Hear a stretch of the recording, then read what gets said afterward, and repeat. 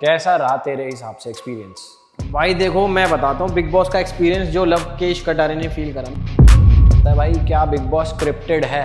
उन्हें पता है कि कैसे कैसे क्या करना है। देख, सिंपल सी बात है, वो मैं अब उनका सेल्फिश नेचर कह लो या कुछ कह लो, उनको अपना शो चलाना है। वो कुछ भी करें उसके लिए। भाई देखो, जब थप्पड़ वाला कांड भी था ना, जब थप्पड़ वाली बात कर रहे हो, तो अरमान ने उससे जस्ट पहले पूछा था कि कटारिया एक बात बता कि तेरी बहन बेटी के साथ कोई ऐसा करता, तेरी बहन बेटी, तू क्या करता? मैं कहा मैं तो रैप पे धर देता, मैं तो देखता ही नहीं। हाँ तो भाई, स्वागत है अपनी जनता का नए पॉडकास्ट में। और आज के एपिसोड में हमारे साथ आए हैं हमारे भाई Luv Kataria ji, straight from Bigg Boss house.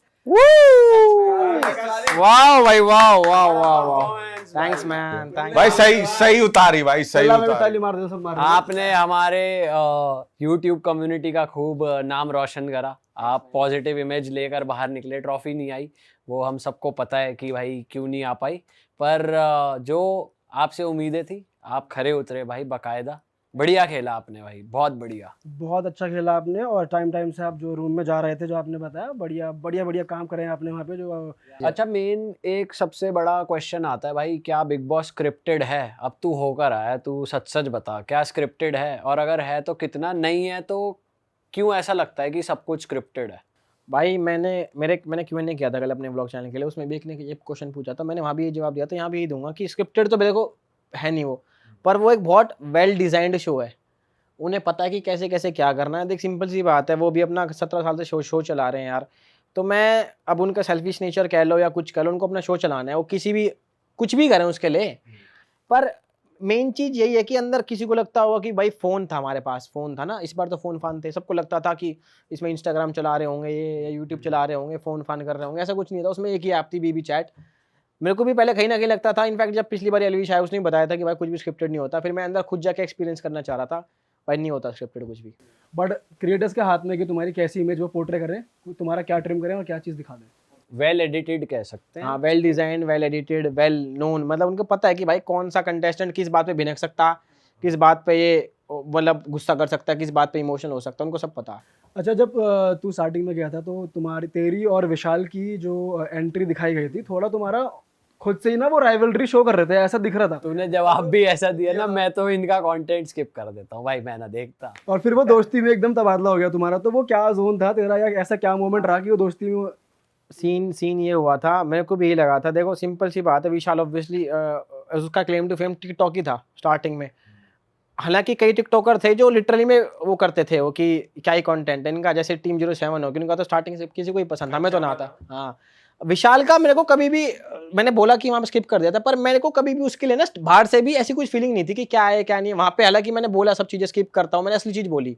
पर जब हम बिग बॉस के घर में जा रहे थे ना, स्टेज से बिग बॉस के घर तक का सफर आपको एक गाड़ी में लेके जाया जाता है। अच्छा, स्टेज दूर होता हाँ, है क्या? स्टेज दूर है थोड़ा सा, 2-3 मिनट की ड्राइव पे है वो। और जो तुम्हारा घर का सेट जो है पूरा, जो जिसको हम बिग बॉस का घर कहते हैं, तुम्हारे बाहर निकलते आंखों पे पट्टी बांधी जाएगी। तुम देखी ना पावर रास्ता क्या है, तुम्हारी आंखों में पट्टी बांधी जाएगी। तो तुम्हें स्क्विड गेम की तरह हो गया, बिल्कुल पता ही नहीं चल रहा। बिल्कुल पता नहीं लगा तुम्हें, है ना। इनफैक्ट वो गाइड करेंगे कि मैं ये हूँ और बैठे रहो, कोई चक्कर नहीं है। तुम्हें ट्रस्ट भी करना पड़ेगा कि हाँ के बंदी कहाँ लेके जा रहे तुझे लगा ना कहाँ को लेके जा रहे हो साड़ो। हो। अंदर है ना पेट में अजीब सा होता है कि अरे कहाँ लेके जा रहे हो भाई, छोड़ दो यार, मुझे किडनैप मत करो। पर ऑब्वियसली भाई वो इतने साल से शो चला रहे हैं तो कोई चक्कर नहीं था, हमें लेके गए।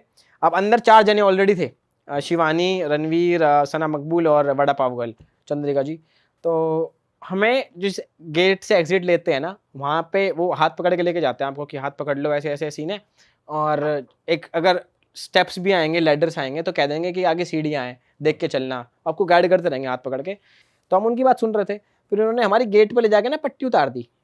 अब हमें शीशा दिख रहा है जो गेट पे लगा हुआ, और उसके आर पार दिख रहा है कि अंदर 4 लोग बैठे गार्डन में ही। और हम 10 मिनट वहीं पे थे, और 10 मिनट से पहले ही मेरी और विशाल की इतनी बकचोदी हो गई थी ना, गाड़ी में हम हंस रहे हैं, खेल रहे हैं, एक दूसरे खिलने उड़ा रहे हैं, तो वहीं से वाइब सेट हो गई थी।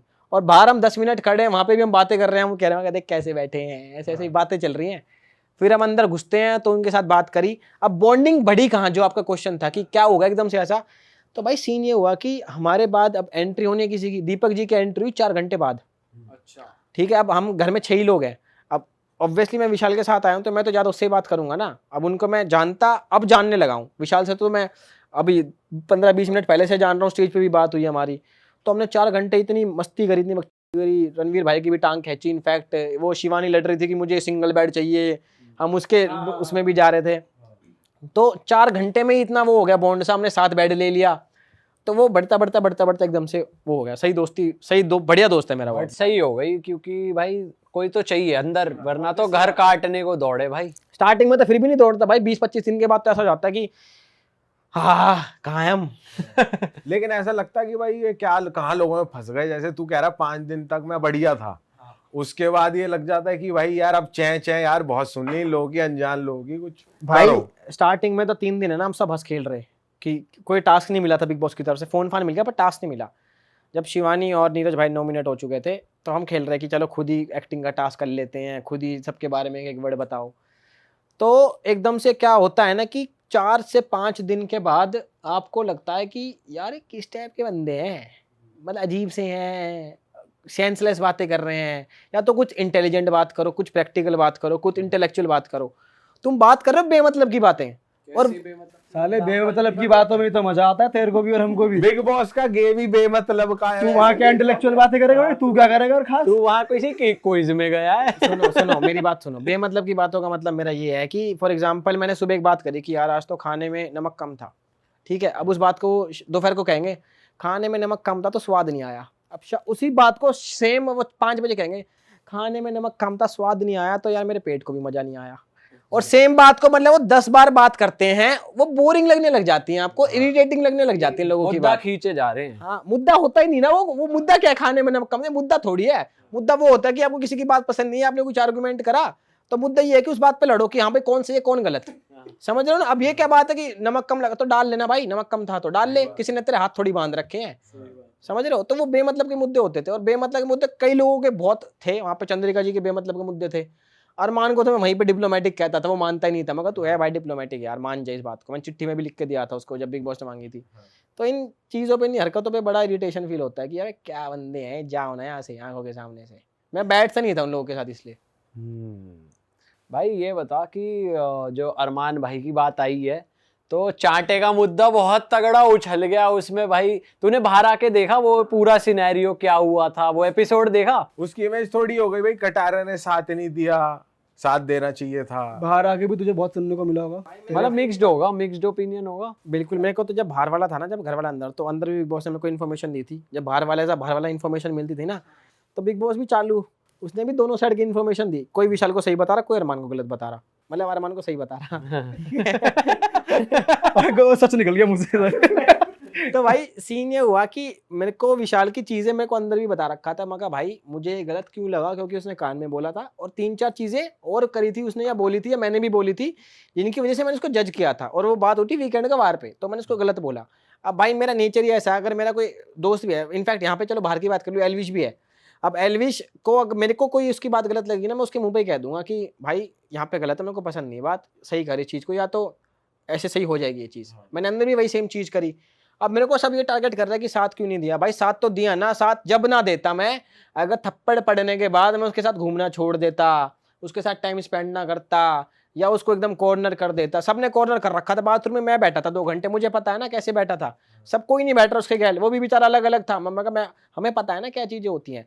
और यार एंड तक भी मुझे यही चीज़ें लगी थी, पर देख बाहर में ये क्लिप आ गई थी कि उसने, तूने उससे बोला था कि तू सही बता क्या किस सेंस में कह रहा है तू, और मतलब तू बेसिकली गलत दिख रहा था बाहर। एक फुटेज ऐसी आई थी जिसमें उसने मतलब बेसिकली पहली वाली क्लिप में तो ये था ना कि उसने बोला मैं वो वे में नहीं कह रहा, ये बात जब तुझसे पूछा गया था तो तूने बोला कि नहीं विशाल ने मुझसे फिर से नहीं पूछा था, नहीं बोला था। भाई देखो जब थप्पड़ वाला कांड भी था ना, जब थप्पड़ वाली बात कर रहे हो, तो अरमान ने उससे जस्ट पहले पूछा था कि कटारिया एक बात बता कि तेरे से पूछा जा, तेरी बहन बेटी के साथ कोई ऐसा करता, तेरी बहन बेटी तो क्या करता। मैं तो रैप्टर धर देता, मैं तो देखता ही नहीं। फिर इनफैक्ट अनिल सर ने भी ये पूछा कि शो को हटा दो, बाहर कोई होता। मैं ऑब्वियसली रैप्टर धरते हम तो, सिंपल सी बात है। तो भाई होता क्या सीन है कि मैं विशाल को समझा रहा था, मैं कहा चल गलती तू मान रहा किसी की भी हो, पर एक बार एक काम कर, हम छोटे नहीं हो जाएंगे अगर किसी से माफ़ी मांग लेंगे। अगर इनको इतनी बुरी लगी वो बात तेरे हिसाब से तो माफ़ी मांग ले। तो विशाल कह रहा चल ठीक है मैं मांग लेता हूँ। इतने में ही है ना अरमान एंटर करता है वहाँ लाउंज में, और जो हमारा बाहर वाला लाउंज था, आता बात करता है। वो कह भी रहा था विशाल की भाई एक काम करते बाहर चल के बात करो मेरे से, इतनी देर में तो उसने रैप्टा मार दिया। और रसीदा कुछ ज्यादा ही तेज था या भाई तेज तो मतलब ऑब्वियसली, मतलब रैप्टा तो रैप्टा ही होता है यार, क्या होता है। जो कि मैंने अंदर जाके भी बोला। अब उस टाइम पे मैंने क्या है, मैंने उसके हाथ पकड़ लिया अरमान के, क्योंकि रैप्टा उसने मारा था। विशाल को केतन ने पकड़ लिया। मैं कहा क्या कर रहा है अरमान? अरमान उस टाइम अरमान भाई अरमान जीना निकल रहा। मैं कहा अरमान तू पागल हो गया, अरमान क्या कर रहा? तो मैंने पकड़ा, वो फिर भी गाली वाली चल रही है आपस में, तुम लोग को नहीं दिखाते हो गाली, वो ऑब्वियस सी बात है, वो चलना ही था। माहौल ऐसा हो रखा था पूरा गर्म, सबकी दिमाग पागल हो गए, सब पागल हो गए। मगर यो के सिस्टम हो गया भाई, ये तो होना ना चाहिए था। फिर मेरे को रणवीर को और दीपक चौरसिया को हमें वहाँ बुलाया था। मैंने उससे जाने से पहले बोल दिया था अरमान को, मैं कहा रैप्टा है गलत मारा तुमने, समझ रहे हो ना, वो भी किसी का बालक है, किसी का भाई है, किसी का बेटा आएगा, और जो तुम्हें रैप्टा मारना था ना, ये सब चीज़ें करना, अगर तुम्हें मारना ही था तो पूरी चीज़ें देख के घर गुरु के बाहर, ठीक है ना। फिर हमें बुलाया, फिर बिग बॉस ने आगे से बोला कि यार इसको स्पेशल केस का दर्जा दे दूँ। मेरे को देख यार एंड तक भी विशाल, अगर मेरे को ऐसा दोस्त भी गलत लगा तो मैंने उसको अंदर बोला भी। अब मैंने क्लियर करी नहीं हो जानबूझ के बात, मगर बाहर जाके देखूंगा। अब बाहर जाके क्लियर होगी तो मैंने फिनाले पे बोल दिया ना कि नहीं विशाल ठीक था, तो वो किलस गए कि अरे ये कैसे बदल पलट गया। मगर मेरा दोस्त था भाई, मेरे को उसने चीज़ समझाया, मेरे को समझ आई बात कि वो ठीक था। अब उस पे उनको वो भी लग रहा है कि ये क्यों पलटा भाई, मगर ऐसे थोड़ी होता है भाई। हमें भी बाहर देख के ऐसे लगा कि उन्होंने, जैसे उसकी वाइफ ने बताया बाहर, उन्होंने तुरंत एक्शन ले लिया और स्पेशल केस भी कर दिया। तो एक्चुअली वीडियो दिखा देते उस टाइम तो बहुत चीजें क्लियर हो जाती, क्योंकि उसकी वो एक लाइन की वजह से ही भाई। सारा पायल ने बोला था कि लवकेश सही जा रहे हो, सही जा रहे हो, सही जा रहे हो, तो मेरे को तो यही लगेगा ना कि मैं सही बोल रहा हूँ, सही बोल रहा हूँ। आखिरी वाली मेरे को करेक्ट नहीं किया गई ना, गुड अवे, वो मेरे को वहाँ पे ना भैया आपको याद नहीं रहती 4 घंटे पहले आपने क्या बोला है, आपको बस याद रहेगी कि ये बात हुई थी, मीनिंग याद रहेगा बात का, पर वर्ड टू वर्ड थोड़ी याद रहता है यार। और वो स्टेटमेंट ही पूरी वर्ड टू वर्ड वाली थी, मतलब वो एक लाइन की वो थी भाई। वो ही नहीं आई कि मैं उस वे में नहीं कह रहा, यही लाइन नहीं आई उसमें, बाकी वो दिखा दे तो। और बाद में बिल फट गया तेरे पे कि भाई लवकेश ने अप्रूव कर दिया, उसका दोस्त कह रहा है। हाँ, जब कोई कह रहे हैं लवकेश लवकेश, मैं कहा मेरा नाम क्या ले रहे हो यार, इसमें क्या है, तुम्हें ढंग से पूछना, मैंने बता दो दिया और 20 बार थोड़ी बताऊंगा। अब लोगों ने उस मुद्दे को बहुत खींचा अंदर, घर के अंदर, बाहर का नहीं पता मुझे, घर के अंदर बहुत खींचा, बात बात पे उस बेचारे कैरेक्टर पे बात कर रहे।